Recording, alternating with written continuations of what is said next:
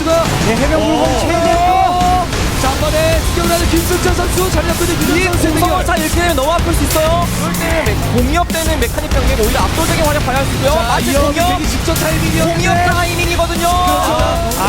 공격 공성차 이번에 1.4 제대로 해주고 있고요.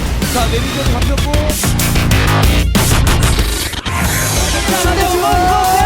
해병에 붙어야 돼요. 일본 직전이 다른데 맹도충이 해병에 붙어야 되는데요. 자, 이번 맹도시 못가요 맹도시 선수 해병. 자, 진국도 해병 의료선의 힘. 진규 부담을 들어오지 않기 때문에 숨은 공신이 이 의료선의 힘. 해병이 안 보여요. 추가 병력 도착하는 게 정말 박하늘 선수 아군 공격 유도하고 준비하고 있는 가운데 박하늘 선수의 방금의 센스는 정말 좋았습니다. 조정현 선수가 여기서 무리할 것이 아니라 정체를 정비할 필요가 있습니다. 네, 자, 전투수가 조심해야 돼요. 추정 미사일 이거 무조건 들어가야 추정 미사일 근데 점에서 차단당했기 때문에 이 확장을 도둑질이죠. 이게 바로 관리마다 도둑들. 도둑 이어지는 바이킹 싸움 달인인데 자, 대규모상 앞쪽에서 일단 저글링 아드레날린 업그레이드가 완성이 됐거든요. 계속해서 밀어붙이면서 감싸고 일단 신경이 탱처럼 에너지를 모두 소모를 해버리면 오히려 안 뺏었네요. 망자사는 거의 힘을 못 씁니다. 그렇죠. 말아요. 조금 위험해요. 네, 나가는 거였어. 자, 일단 위쪽에서 골격이 공격해주고 있고 박수 이렇게 되면 상황이 안 되고 있어요. 이거 막힐 것 같은데요. 파수기 없으면 이거 이끌 것 같거든요. 진규원 씨. 강행된 테라. 이렇게 되면 웬만한 감사는 그냥 강행시켜 놓는 게 좋습니다. 맹독충 제거는 성공. 진짜 잘해. 이런 식이 있다고 생각인데.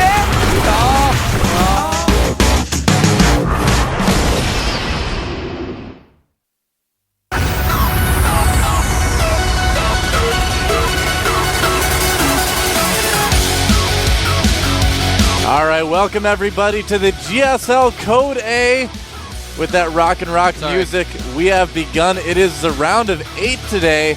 That's right, it's the quarterfinals, and we've got an amazing lineup today, actually. You guys saw that highlight video of kind of how we've got to where we were, and we've got the best of the best, Dude, so far in the season. That highlight from Don Regu vs. Inca, I actually somehow didn't watch that series. Really? And no one told me, that it was like apparently totally epic. I'm gonna go back and watch that. That was awesome. That one, and then the Maka versus Dream series was also extremely cool.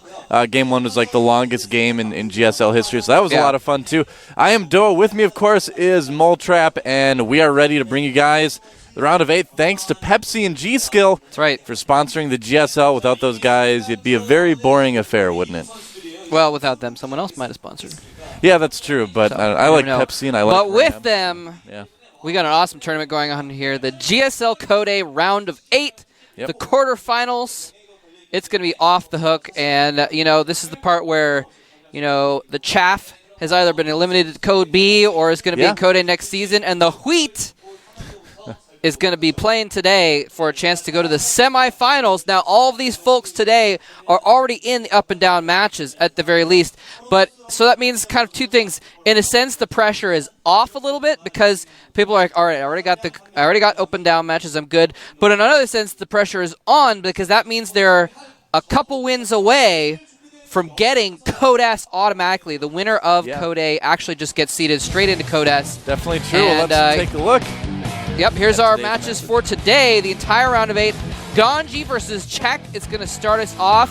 Slayers Tasia versus TSL JYP is going to be the second match. And then, as you can see in this bracket, the winners of our first 2 matches will play against each other. Then, the second half of the show, Yoda versus Linok and Jockji versus Marine King. And then, of course, next Monday, the winners of those will play each other as well in the semifinals. 2 weeks from the finals.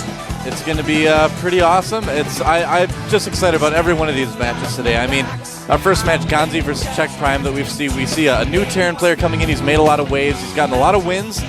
going up against, you know, one of the oldest Zergs in StarCraft 2, Czech Prime. He's been around forever. Yeah, man. And I know Czech Prime really wants to get back into Code S, and the easiest way to do that is to win Code A. So yeah, all these guys really, really want to advance. They do get to go to the up and down matches, but they want that win. They want that prize pool. So yeah, these guys are going to be playing their hearts out. I'm just so excited about today's matches. I mean, JYP we get to see in our second match. Yeah. He's one of the newer Protoss players from the team TSL. He's really, really impressing me. He's like one of my favorite Protoss right now. JYP is the last Protoss in Code A. Yes, he is. I was talking to Gisato, who is actually an old school programmer. He was a programmer a long time ago, and he's actually one of the Korean casters here at the GSL. He lives in the GOM house with us. I was talking to him about JYP, and he said that because he's the last Protoss, he calls him the Protoss Messiah. He's the last hope for Protoss in Code A. Last hope. And the Protoss aren't doing that well in Code S either. No, it's... Let's go ahead and take a look at our players for today. This is our first match. There he is, the man himself. Very cool guy I got to meet at MLG Anaheim. Yeah. Slayer's GanZI. Yep. Very good Terran player. I mean, really, I would say if you're going to be a Terran player, Slayers is the team to do it in. That's true. They've got, you know, what seems like the best training, the best innovation of any of the teams in Korea right now, and he's definitely a product of that. He came out, you know, we saw him a couple months ago, first in the Team League, and he has been in Code A a few times already, I believe, a couple times here. Hasn't quite gotten to Code S yet, but, you know, I think this guy's definitely got potential. Yeah, was he in, maybe he was, I don't remember if he was in Code A last season. Yeah, you're right. Season 3 he was in, and Season 2, you're right. He's been in a few times. He's been in a couple times already. Yeah, and I remember he kept, like, kind of advancing and then losing the round of 16, so he has never, I think he got to the up and down matches once. He's going up against this guy right here. It is Czech Prime from the Team Prime, and you know, we keep saying it a lot, but yeah, this guy really has been around forever. Definitely one of the veteran Zergs in StarCraft 2, and you know, I could really see this match going either way. I mean, GanZi's very strong in TVZ, like really all the Slayers Terrans are right now, but Czech Prime is just kind of strong all around. I mean, he's down in Code A, but I don't think we should really hold that against him. Still a very good player. Yeah, Czech is one of those ones that's been around for a long, long time. He actually was a Warcraft 3 player. He was actually a top-level Warcraft 3 player, and that's how he got into StarCraft 2 is from that. So that's kind of where he got to start. I'm going to go ahead and drop some knowledge on you guys, though, real quick. This is just a little bit of some statistical knowledge for you. GanZI, Slayer's GanZI is 10-4.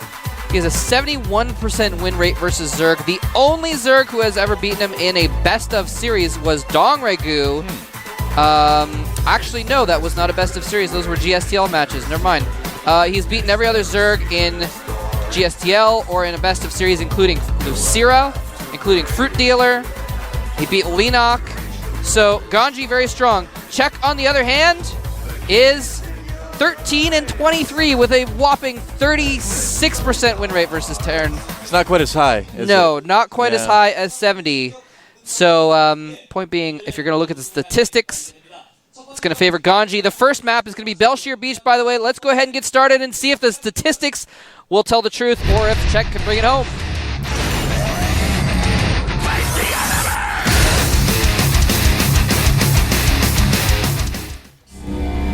All right, over here on the right side of GSL Belshir Beach is our Terran from the Team Slayers. Always reminds me of the Muppet Gonzo when I hear his name. I've thought that since the very first time I've heard it. His ID is Slayer's GanZI.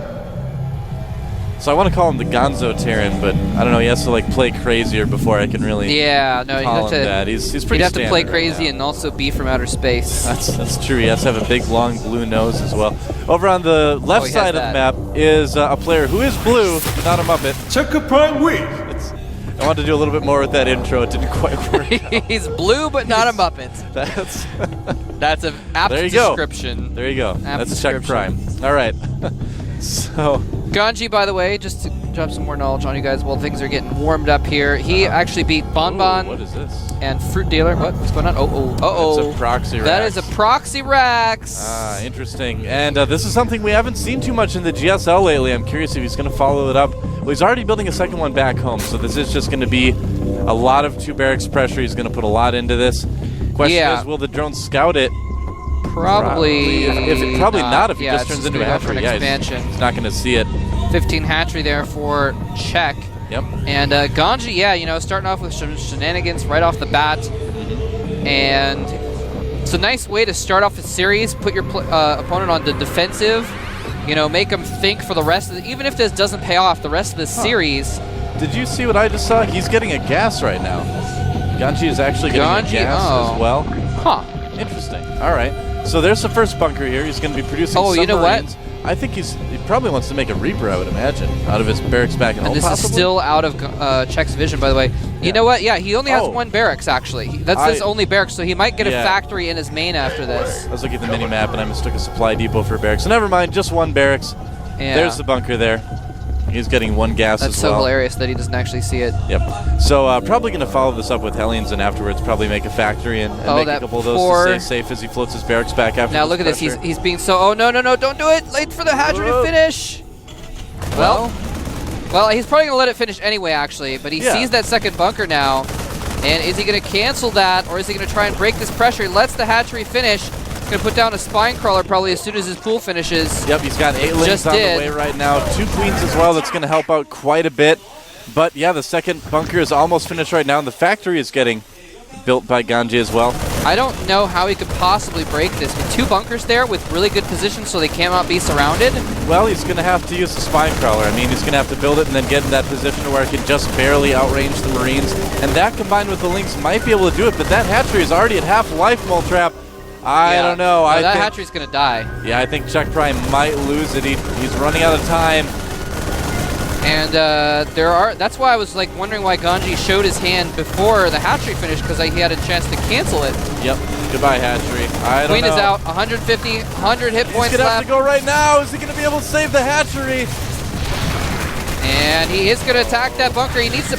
Probably should have targeted down the hatchery. Actually, yeah. I was a little bit surprised about that, but you're right. He can still hit the hatchery from a second bunker, though. So it's still gonna go down. Goodbye, hatchery.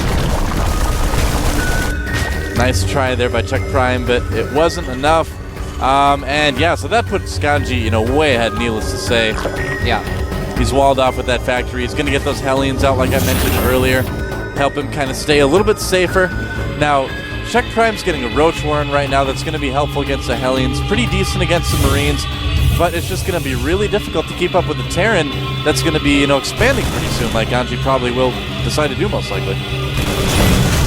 And here he is poking in with that Hellion. He does have a starport up as well. Yep. So he could theoretically drop things in there. He's got a decent force of Marines there.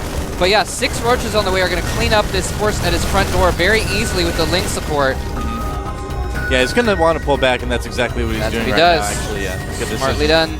No reason to waste any of those Marines. The roaches can't catch them. And yeah, so GanZI seems pretty safe right now. He just started his second command center. Oh, and he's actually going for Banshees, too. That's actually a really cool follow-up to this. Yeah, force roaches. Yeah. Go for units that kill roaches. Yep. Always a good combo to force your opponent into something and then counter it preemptively, which is exactly what he's kind of done here. He's going to have a little bit of trouble holding his roaches for a moment, though. He's going to want to raise those supply depots. Whoa! Raise them, raise them, raise them, raise them! Or don't. There he goes. Oh, Hellions on the high ground, too. Nice touch there. Well, he opens up his door anyway by lifting that factory. Maybe he wants to invite things in so they can die faster. Yep, give the SCVs a little bit more surface area to repair the supply depot on, too. That's not bad. So right now, the second hatchery is going up. You can see from the mini-map that Czech Prime is going to try to just keep GanZI contained for a little bit if he can. There's that Banshee. Going to drive those roaches back. So Czech loses his hatchery, tries for this little counter pressure, and it fails miserably. I don't think, in fact, let me check out units lost. GanZI has lost 2 units. I think those are the 2 SCVs repairing the bunker. So he's barely lost anything. Yeah, he's doing really, really well right now. And this Banshee could potentially cause some damage. Now, he doesn't have Cloak for it, I believe. And there should be enough Queens hanging out, even though the bases are not connected by creep right now, because there's only one base. That's why they're not connected by creep, Moltrap. Just in case you're wondering. Good to know. Good to know. He is starting to creep out there, though. Yep. Starting to creep me out, man. And this Overlord's getting creeped out by that Viking.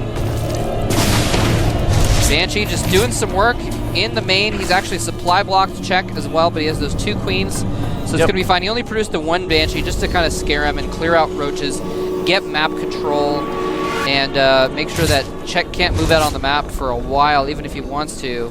Yeah, I mean, here's the thing, is back at GanZI's base right now, he's building up quite a decent force here. I think he's just going to probably push with it pretty soon here. Czech just doesn't have a lot of stuff right now. He had to spend a lot of resources kind of trying to hold off that bunker pressure. He still lost his hatchery anyway.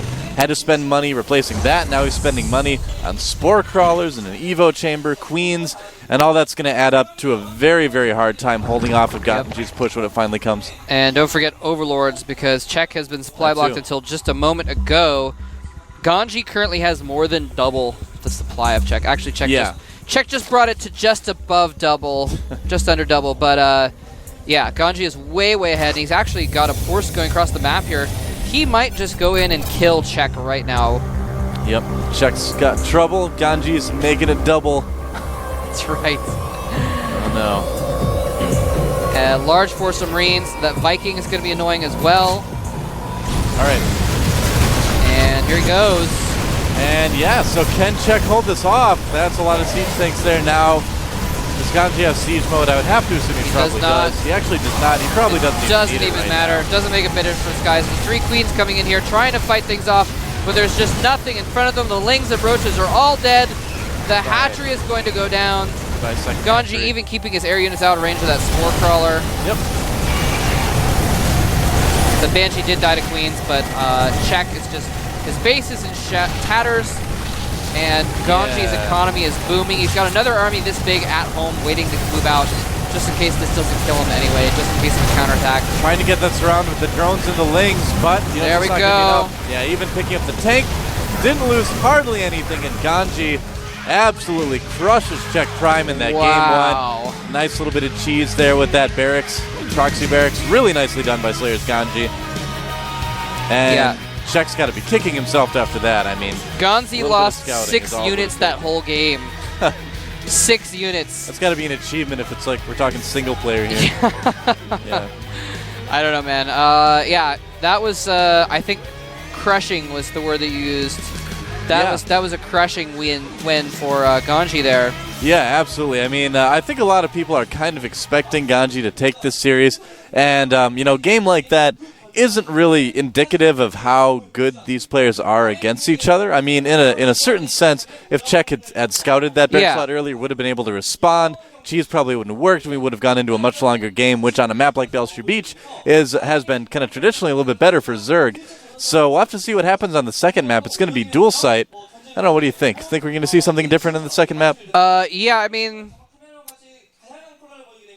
GanZI, I mean, he did that cheese. Like I was saying before, it's something that kind of throws your opponent off, makes him like scout around more, makes him double check for anything like that. I don't think we're going to actually see that twice in a row, though. Oh, no, probably that seemed like a very specific, I mean, the bunker was very specifically placed in the perfect spot, that it was out of vision of the hatchery barely. So, I mean, that was practiced. And I don't think he's going to, I mean, we'll see. Maybe he practiced the same thing on dual site, for all I know, but it's better to mix things up usually. Yeah, well, I'm sure we're probably going to see something different on this map. I mean, Czech at the very least is going to send out a drone and scout for that type of thing, at least. Exactly. You know? And that's usually the thing you scout for, you know, most every game anyway. It's just sometimes you forget. And sometimes players may get like a little bit confident. They're like, oh, I don't need to scout for that. He may have sent his overlords across the usual spots, and maybe he wasn't expecting that spot behind the natural. Well, it was an interesting spot. I don't know if I've ever seen anyone quite proxy barracks in that place before. And I mean, right there, you can put the bunker in a place where it's really hard to surround, and then the second bunker kind of nestled between the hatchery and the mineral line. Nestled indeed. Nestled. It was all cuddly and warm. Nestled like a kitten in your arms. That's right. Speaking of kittens in arms, let's start at game 2.